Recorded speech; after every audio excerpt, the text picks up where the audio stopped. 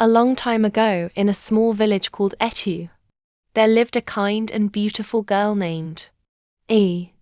She lived with her stepmother and stepsister, Bimp.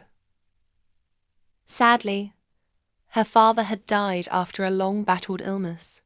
After her father's death, E's life changed. Her stepmother made her work very hard.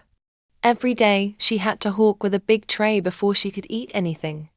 If she sold nothing, she ate nothing. Bimp was no better.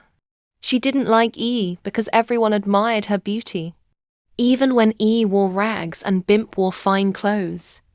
One day, while E was returning from her evening hawking, she met an old woman struggling to carry a heavy load. E quickly helped her.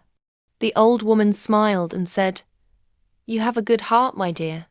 She gave E 2 magic pods and said, "Place your hands gently on each one and make a wish." E was nervous but thanked her and walked home. On the way, E touched one pod and whispered, "I wish for a lovely home with kind people." Suddenly, a beautiful house appeared in the forest. She ran to tell her stepmother, who didn't believe her. "Use the second pod and wish for money then," she demanded. E did, and just like that, the room filled with enough money to last a lifetime. Jealous, her stepmother sent Bimp to find the old woman. Bimp met her and said, "Give me some magic pods too."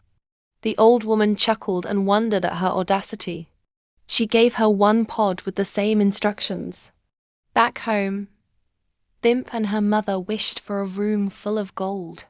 But the gold poured in so fast that they couldn't get out. They were buried in their own greed. People in the village said they got what they deserved. E, on the other hand, lived happily. She used her blessings to help others, just like she always had. Moral: treat others the way you want to be treated. Kindness is powerful.